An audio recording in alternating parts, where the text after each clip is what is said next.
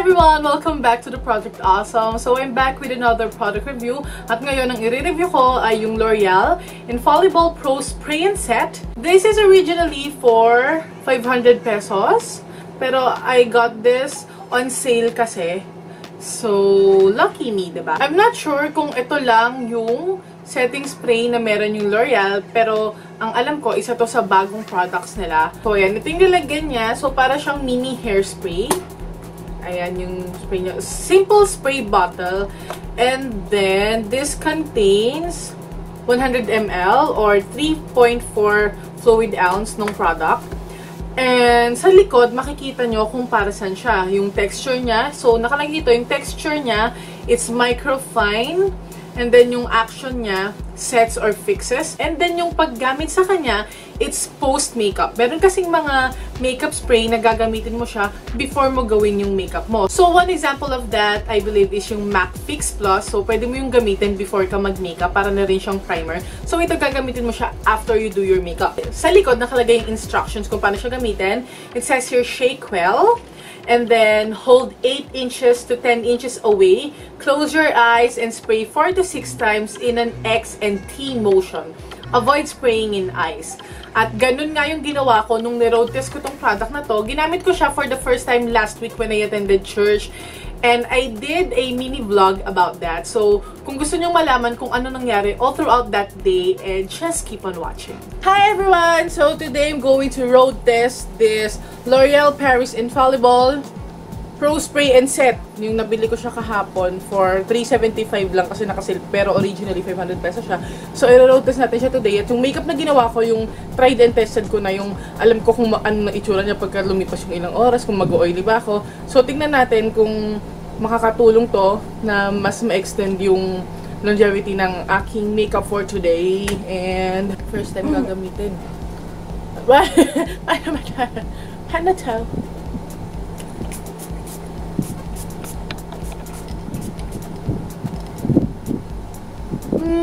Meron siyang amoy, pero nawawala rin naman agad. So, I used the Kryolan TV Paint Stick Foundation today. Mukha bang maitim yung face ko? Naparami natin yung bronzer ko.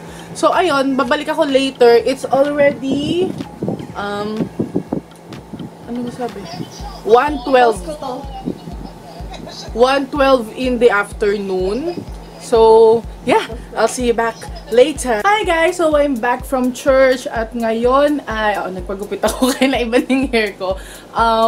4:37 PM na. Yan, 4:37 PM at yung face ko, of course, nag-oil up na kasi I have oily combination skin.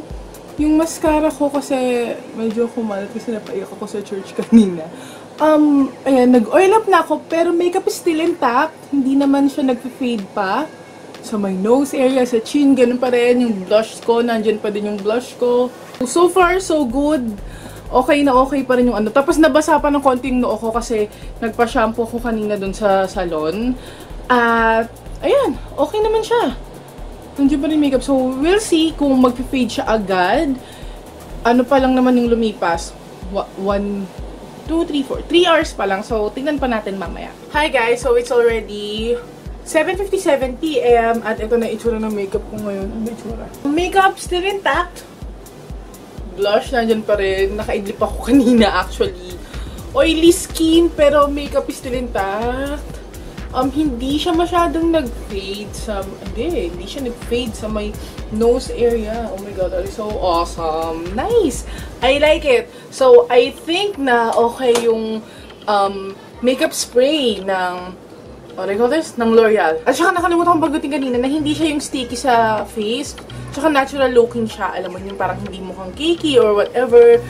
Good siya. Pero, I'm going to give it a couple more hours kung tingnan natin kung talagang magiging intact pa rin makeup kahit na gano'n na siya katagal sa face. Okay, so it's already... Ano oras na? 10:22 in the evening. At ito na yung itsura ng makeup ko ngayon. Kumalat na yung mascara ko ng bongga. Tapos, yung makeup ko, nandun pa rin yung foundation, pero nag-fade na siya ng konti, of course. Pero, teka lang ha, titignan ko kasi dito sa mirror. Ayan, nag-fade na. Yung lipstick ko sobrang fade na, parang lip liner na siya. Nag-fade na ng konti sa may chin, sa Sa gilid ng nose. Pero yung blush, nandun pa rin yung highlighter ko, nandun pa din. Yung kilay makeup ko, andyan pa din. So, all in all, sobrang okay nung L'Oreal Infallible Pro Set and Spray. Talagang nakakatagal siya lalo ng makeup. Kasi usually, pag yung makeup na ginawa ko kanina, pag hindi ko yung nilalagyan ng spray, ano lang, pag ang mga ganitong oras, ilang oras na lumipas, 1, 2, 3, 4, 5, 6, 7, 8, 9, 10! 9 hours na! Usually, pag ganitong 9 hours na, talagang fade na dito, lalo na dito sa may nose area, sa nose ko, sa, sa may cheeks, tsaka dito sa noo. Pero ngayon, intact pa din yung foundation. So, good yung L'Oreal Infallible Pro Set and Spray. Okay, so nakita nyo yung mini vlog ko nung nangyari dun sa first time na nirotes ko tong product, and it's really amazing. So yung makeup na ginawa ko dun, yung gaya ng sinabi ko dun sa vlog kanina, is tried and tested na. Yun yung makeup na madalas ko nang ginagawa dati, yung same foundation na na-test ko na kung gaano sila nagtatagal sa face ko, kung kailan sila mag-fade na talaga. Pero nung ginamitan ko siya ng L'Oreal Infallible Pro Spray and Set, mas tumagal yung makeup. At ang kagandahan kasi sa mga makeup setting spray, mas nailalabas nila yung ganda ng makeup mo. Parang mas nagiging buhay yung color. So, summary lang nung road test ko dun sa mini vlog kanina. Yung nagpunta kasi ako ng church ng 1 PM. So, 12 PM pa lang, nag-aayos na ako ng face ko. So, nilagay ko yung setting spray, past 1, nakita nyo naman kanina. And then, after nun, nagpunta ako dun sa church, sumakay ako ng jeep, and it's really hot that day. Sumakay ako ng jeep, and then pagbaba ko, siguro mga 2 kanto yung nilakad ko. I'm not even kidding. 2 kanto yung nilakad ko. It's tanghaling tapat yon. So, of course, pinagpapawisan ako. Pero, nung tinignan ko naman sa mirror yung face ko ay okay na okay pa yung face ko. Talaga, ang ganda ng pagkakaset dun sa makeup ko. And then, yon. After nung church, siguro lumabas ako sa church, mga 4 PM. Lumabas na naman ako, naglakad na naman ako ng 2 kanto, pabalik na naman. Kasi madalang yung tricycle sa lugar na yon. And then, naglakad ako. And then, after nun, nagpunta ako sa parlor kasi nagpagupit ako. Nakita nyo nga sa vlog kanina. Nagpagupit ako nung araw na yon. And then, after nun, sumakay na naman ako ng jeep pa uwi. And medyo mainit pa rin kasi malapit na yung summer, pero hindi na ganun kainit kasi magfa 5 PM na yun, so paggabi na. And then, pagdating ko dito sa bahay, yun, nakita nyo naman, of course, hindi ko agad binura kasi gusto kong makita kung gano'n siya tatagal sa face ko. And I think binura ko yung makeup ko kasi umabot pa nung sinulubong namin yung birthday ng ate namin eh. Anong handa mo? Anong handa mo? I think binura ko yung makeup ko ng 1 AM na or magto 2 AM na. So, kung iisipin mo, 12 hours siyang nasa face ko yung makeup ko. Pero, pagka tinignan mo, nandun pa rin eh. Of course, hindi na siya ganun kaganda. Nag-fade na yung sa my nose area kasi usually dyan yung unang nag-fade. Nag-smudge na rin yung mascara na ginamit ko. And then, nag-crease na rin yung sa lids ko kasi I have oily lids. Pero yung sa face makeup mismo, nandun pa rin kasi yung blush ko. And then yung contour ko, nag-fade na siya pero nandun pa rin yung color. So, it's really good. So, I highly recommend that you try this L'Oreal Infallible Pro Spray and Set kasi this is one of the cheapest or one of the most affordable makeup setting spray na nakita ko sa makeup market. Kasi diba yung iba mamahalin. Hindi ko ito mako-compare sa ibang makeup setting spray like yung sa Urban Decay and what else yung sa mga NYX kasi hindi ko pa na-try yung mga yon. Ang na-try ko lang is yung e.l.f. So, drugstore pa lang yung natatry ko. And may isa pa akong na-try na it's Holika Holika. Yon, maganda yung Holika Holika. It's actually a Korean brand. Yon, medyo pricey din yon. I believe that's almost 1,000 pesos or 1,000 pesos. Pero it's good. Pero it's comparable to this one. Actually, sa tingin ko, mas maganda nga to eh. Binuksan ko to nung unang beses na ginamit ko siya kasi gusto ko makita kung anong kulay. It's color white. Pero nung una ko kasi siyang binuksan, hindi ko pa siya nasi-shake.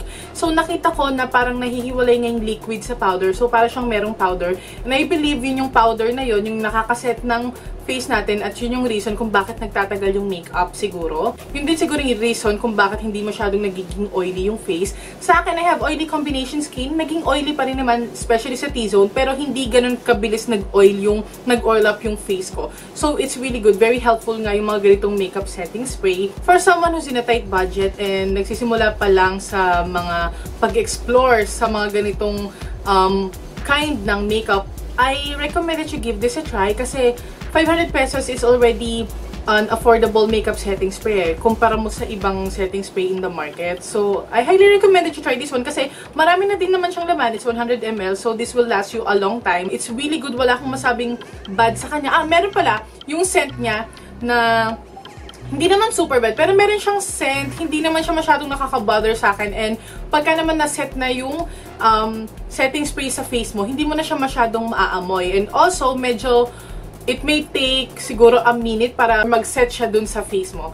At ayun lang masabi ko, siguro yung downside nga lang yung scent niya. Pero maliban dun, wala naman akong ibang bad na masasabi about this product. And yun lang. If you have any other questions regarding this product, kung meron akong hindi nabanggit tungkol sa product na to, comment lang kayo sa baba. At ilalagay ko naman yung ibang description dun sa description box sa baba. Or you can even send me a message on my Facebook page, Makeup by Bing Castro. And if you haven't subscribed yet here in my YouTube channel, I hope that you'll subscribe. The subscribe button is down there.